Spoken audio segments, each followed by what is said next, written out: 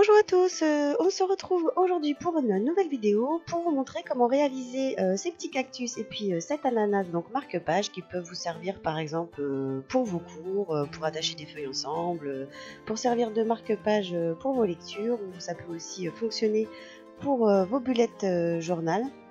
Donc on va les réaliser avec un moule silicone de chez Graines Créatives. Donc celui-là c'est l'exotique. Je vous ai préparé une vidéo présentation avec une surprise que vous retrouverez mardi sur la chaîne. Donc restez bien connectés à ce niveau-là. Donc il vous faudra un petit peu de fimo liquide, différentes couleurs de fimo, mais je vous donnerai les numéros au fur et à mesure des tutoriels. Une lame pour pouvoir couper la polymère et puis un scalpel comme d'habitude. Vous aurez besoin également, si vous le souhaitez, de pastel sec et un petit peu de peinture acrylique pour pouvoir décorer vos créations. Alors voilà, vous allez prendre différentes couleurs. Après, vous pouvez faire les couleurs bien évidemment que vous voulez. Là, je vais venir utiliser le jaune professionnel pour pouvoir faire la couleur citron. Donc, je vais vous montrer, avant de vous montrer les petits cactus et puis l'ananas. Donc dans ce moule, vous avez une possibilité de faire une tranche de pastèque. Vous pouvez faire aussi un demi-citron. Et puis vous avez un petit moule qui vous permet de réaliser des cannes. Donc soit orange, soit citron. Donc là, je vais vous montrer. Mais c'est vrai qu'en vidéo, on voit pas très bien le rendu. Vous le verrez après cuisson ce que ça donne. Parce qu'il y a les petits traits qui représentent bien l'intérieur du citron.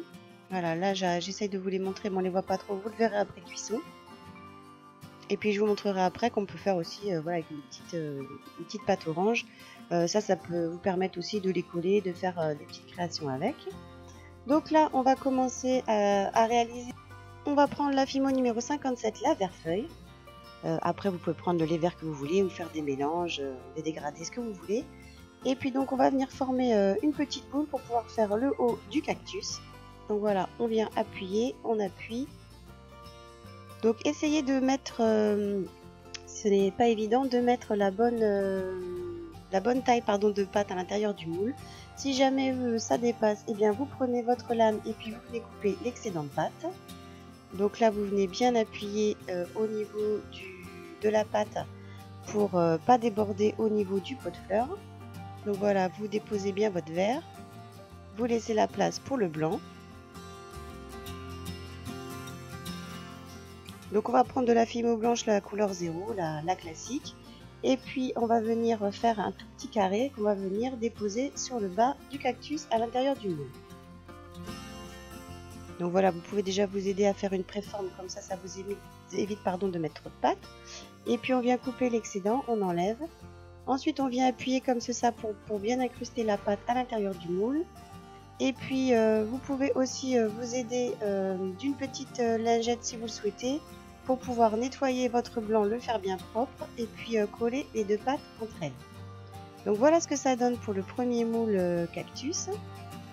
Maintenant on va tester le deuxième, donc toujours pareil, je reprends de la couleur fimo, donc vert feuille.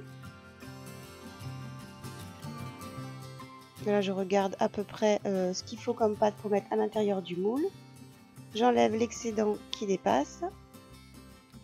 Donc je dépose bien la pâte à l'intérieur du moule. Je fais attention à ne pas déborder au niveau du pot de fleurs. Et puis là, je vais prendre de la couleur framboise. Donc c'est la numéro 22. Et là, je vais faire le pot de couleur avec la couleur framboise. Alors pareil, je lui donne une petite forme, un petit peu une préforme pour pouvoir l'insérer à l'intérieur du moule. Voilà, donc j'appuie bien pour bien former le cactus et puis la forme du pot. Et donc à chaque fois j'utilise une petite lingette, vous voyez, pour lisser, parce que j'en profite pour lisser les deux pâtes par derrière pour que votre création soit propre, et en même temps pour jointer les deux pâtes entre elles, les deux couleurs de pâte entre elles. Donc voilà ce que ça donne pour le deuxième moule cactus.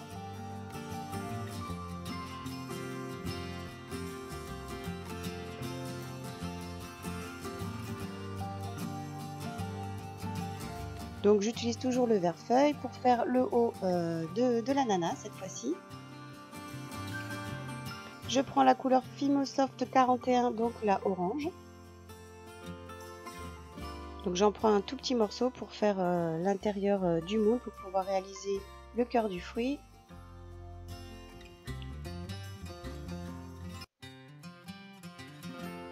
Voilà, un petit morceau de pâte suffit. Et puis donc je vais le rouler, faire une boule.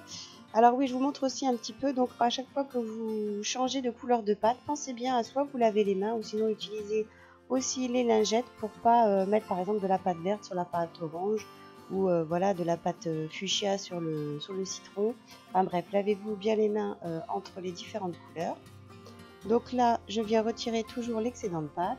J'appuie bien à l'intérieur ma pâte pour bien qu'elle pénètre à l'intérieur du moule. Et puis avec une petite lingette comme ça, je viens bien lisser l'extérieur pour avoir une création propre par la suite. Et puis aussi pour enlever toutes les petites taches qu'on a pu faire. Donc voilà ce que ça donne pour l'ananas. Vous voyez, c'est très réussi. Il est très joli, ils sont très jolis ces moules. Et puis ça permet de faire de super créations.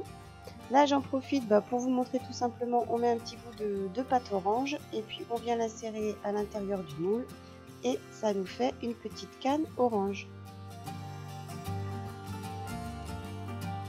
Voilà. Donc à présent, on va voir que si vous avez envie par exemple de les décorer, de les rendre un petit peu plus réalistes ou voilà, enfin décorer les pots de fleurs, vous pouvez utiliser soit des pastels secs ou de la peinture acrylique. Alors là, je vais simplement utiliser un pinceau et puis de la peinture acrylique blanche. Donc ça, c'est avant cuisson. Tout ce qui est pastel sec, si vous voulez décorer, il faut les passer avant cuisson. Tout ce qui est peinture, vous n'êtes pas obligé de le faire avant. Vous pouvez très bien les décorer donc après cuisson. Mais pour ce qui est les pastels secs, si vous voulez que ça tienne et que ça colore vraiment la pâte Fimo, et il vous faudra le faire avant cuisson. Donc là, je le fais avant cuisson. Voilà, donc je fais des petits traits pour décorer le pot. J'aurais pu faire des petits pois ou d'autres motifs. Voilà, vous pouvez vous amuser à faire plein de motifs au niveau des pots.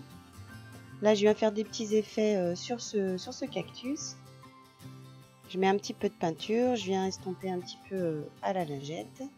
Et puis après, donc je vais coloriser les cactus pour les rendre un petit peu plus réalistes, ainsi que l'ananas avec des pastels secs. Donc je prends un petit peu différentes couleurs de pastel, donc différents verts. J'ai pris aussi une couleur, là vous voyez un peu kaki et puis du brun. Et après vous pouvez prendre des pastels pour faire un peu comme des effets cuits pour l'ananas. Et puis on va venir comme ceci, donc les rendre un petit peu plus réalistes. Donc ça met un petit peu de couleur sur vos cactus. Donc je vais faire la même chose sur la queue de l'ananas et puis en même temps, et puis après donc mettre un petit peu de brun et un petit peu d'ocre sur l'ananas pour le rendre un petit peu plus réaliste. Après libre à vous, vous pouvez très bien lisser les couleurs de base Fimo, c'est comme vous voulez.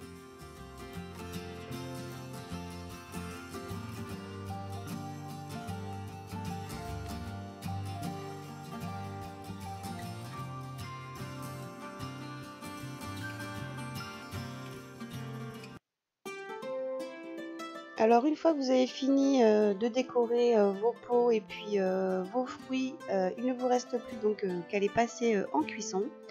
Donc pour la marque Fimo, il faut les passer donc à 130 degrés pendant 30 minutes.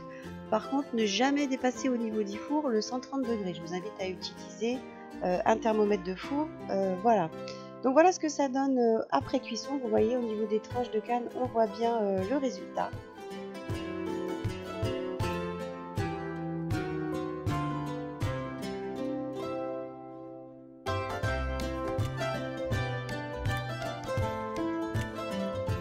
Je vous donne une petite astuce. Donc si vous souhaitez pour coller donc ces petites décorations sur des trombones par exemple, vous pouvez utiliser le pistolet à colle, mais la meilleure manière de bien fixer vos créations au trombone, c'est de prendre un petit morceau de pâte comme ceci. Vous allez découper un petit carré, un petit rectangle, et puis vous allez venir le coller avec de la Fimo liquide sur l'arrière comme ceci. Vous insérez le trombone, vous mettez votre pâte, donc soit vous lissez avec une petite lingette, soit vous utilisez une petite mousse pour bien finir le dos de votre création.